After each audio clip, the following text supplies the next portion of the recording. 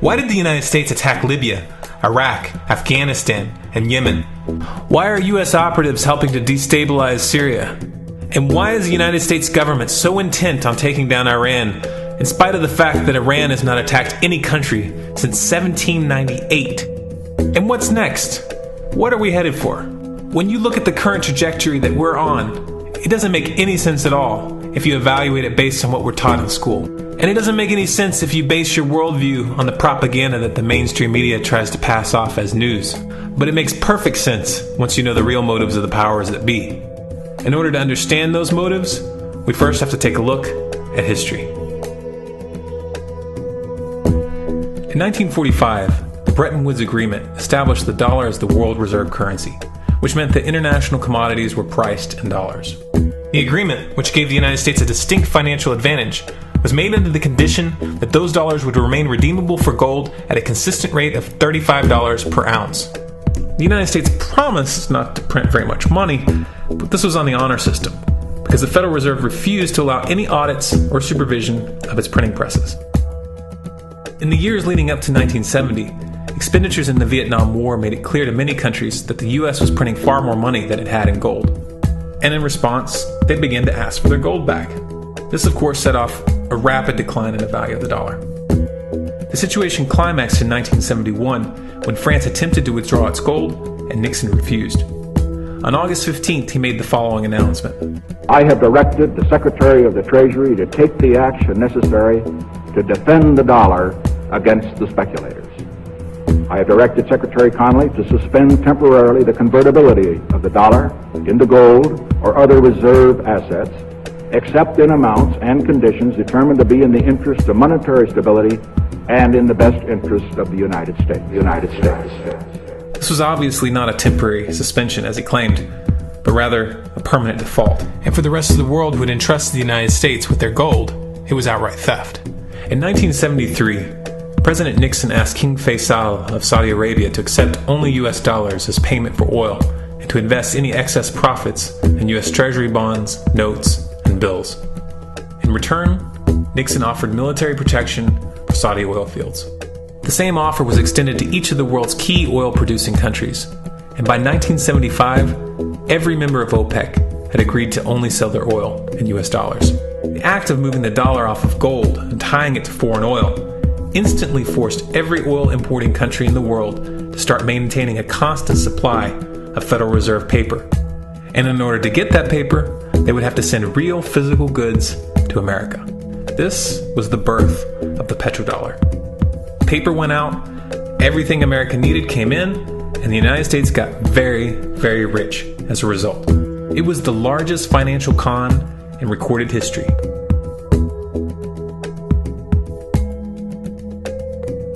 The arms race of the Cold War was a game of poker.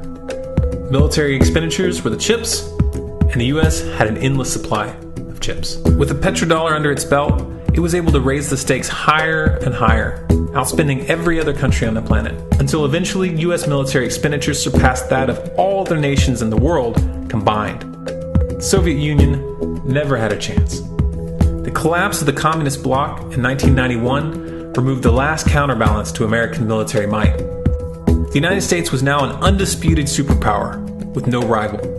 Many hoped that this would mark the beginning of a new era of peace and stability. Unfortunately, there were those in high places who had other ideas. Within that same year, the U.S. invaded Iraq in the First Gulf War. And after crushing the Iraqi military and destroying their infrastructure, including water purification plants and hospitals, crippling sanctions were imposed which prevented that infrastructure from being rebuilt. These sanctions, which were initiated by Bush Sr. and sustained throughout the entire Clinton administration, lasted for over a decade and were estimated to have killed over 500,000 children. The Clinton administration was fully aware of these figures. We have heard that 500,000 children have died. I mean, that's more children than died in Hiroshima. And you know, is the price worth it? I think this is a very hard choice, but we think the price is worth it. Miss Albright, what exactly was it that was worth killing 500,000 kids for? In In November of 2000, Iraq began selling its oil exclusively in euros. This was a direct attack on the dollar and on U.S. financial dominance, and it wasn't going to be tolerated. In response, the U.S. government, with the assistance of the mainstream media, began to build up a massive propaganda campaign claiming that Iraq had weapons of mass destruction and was planning to use them. In 2003, the U.S. invaded, and once they had control of the country, oil sales were immediately switched back to dollars. This is particularly notable due to the fact that switching back to the dollar meant a 15 to 20% loss in revenue due to the euro's higher value. It doesn't make any sense at all unless you take the petrodollar into account. So I came back to see him a few weeks later, and by that time we were bombing in Afghanistan. I said, "Are we still going to war with Iraq?" And he said, "Oh, it's worse than that." He said, he reached over on his desk, he picked up a piece of paper, he said, I just got this down from upstairs, meaning the Secretary of Defense's office today, and he said, "This is a memo that describes how we're going to take out 7 countries in 5 years, starting with Iraq, and then Syria, Lebanon, Libya, Somalia, Sudan, and finishing off Iran.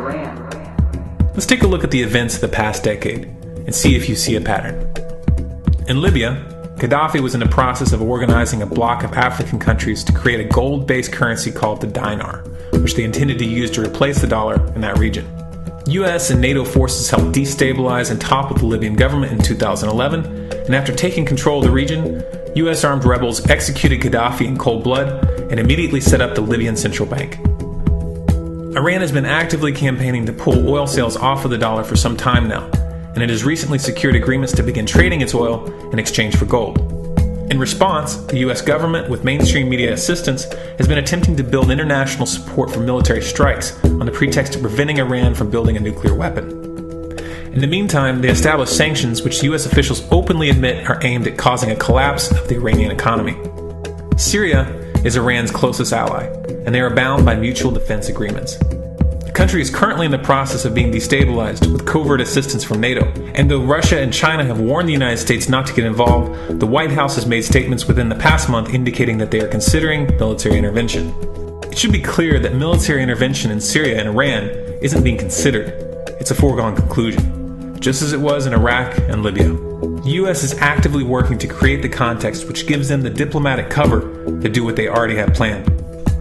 The motive for these invasions and covert actions becomes clear when we look at them in their full context and connect the dots. Those who control the United States understand that even if a few countries begin to sell their oil in another currency, it will set off a chain reaction and the dollar will collapse. They understand that there is absolutely nothing else holding up the value of the dollar at this point, and so does the rest of the world. But rather than accepting the fact that the dollar is nearing the end of its lifespan, the powers that be have made a calculated gambit. They have decided to use the brute force of the US military to crush each and every resistant state in the Middle East and Africa. That in itself would be bad enough, but what you need to understand is that this is not going to end with Iran. China and Russia have stated publicly and on no uncertain terms that they will not tolerate an attack on Iran or Syria. Iran is one of their key allies, one of the last independent oil producers in the region, and they understand that if Iran falls, then they will have no way to escape the dollar without going to war. And yet the United States is pushing forward in spite of the warnings.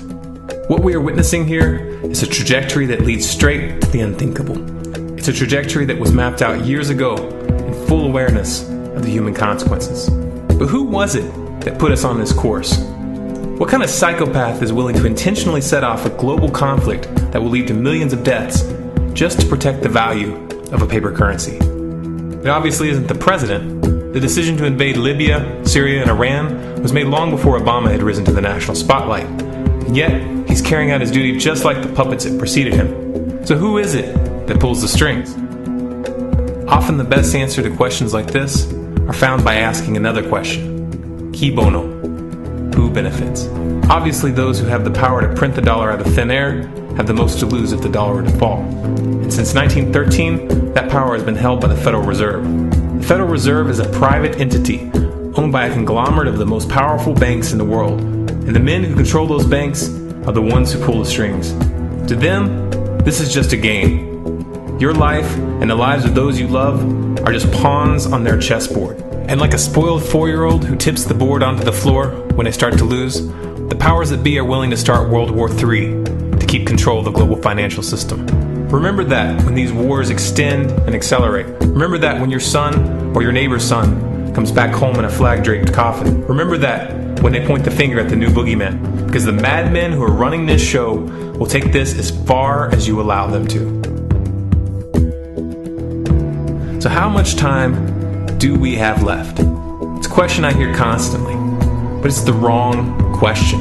Asking how much time we have left is a passive posture. It's the attitude of a prisoner who's waiting to be taken out to a ditch and shot in the back of the head.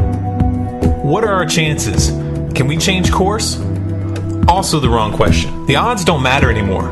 If you understand what we're facing, then you have a moral responsibility to do everything in your power to alter the course that we're on, regardless of the odds. It's only when you stop basing your involvement on the chances of success that success actually becomes possible. To strip the ill-begotten power from the financial elites and to bring these criminal cartels to justice will require nothing less than a revolution. The government is not going to save us. The government is completely infiltrated and corrupt to the core. Looking to them for a solution at this point is utterly naive. There are 3 stages of revolution, and they are sequential. Stage 1 is already underway. Stage 1 is the ideological resistance. In this stage, we have to actively work to wake up as many people as possible about what is happening and the direction we're headed. All revolutions originate from a shift in the mindset of the population, and no other meaningful resistance is possible without it. Success in this stage of the game can be measured by the contagion of ideas. When an idea reaches critical mass, it begins to spread on its own and seeps into all levels of society. In order to achieve that contagion, we need more people in this fight. We need more people speaking out, making videos, writing articles, getting this information onto the national and international stage. And we especially need to reach the police and the military. Stage 2 is civil disobedience, also known as nonviolent resistance. In this stage, you put your money where your mouth is, or more accurately, you withhold your money and your obedience from the government, and you do everything in your power to bring the gears of the state to a halt. Practiced in mass, this method alone is often enough to bring a regime to its knees. However, if you fail at this stage, Stage 3 is inevitable. Stage 3 is direct physical resistance. Direct physical resistance is the last resort, and it should be avoided and delayed as long as possible, and it should only be invoked after all other options have been thoroughly exhausted. There are those who talk tough and claim that they will resist when the time comes, but what those people fail to realize is that if you are inactive during the first 2 stages and save your efforts for the last resistance, then you will fail. When the Nazis were moving door to door, dragging people out of their homes in Germany, that was the time to fight back physically. But due to the lack of ideological resistance and civil disobedience leading up to that moment, even an armed uprising would have likely failed at that point. An armed uprising can only succeed if the people have established an attitude of active resistance. And active resistance is only possible after their minds have broken free from the mainstream propaganda. If you want to fight back, it's now or never. You're not going to get another chance, and the stakes are far higher than they were in Nazi Germany.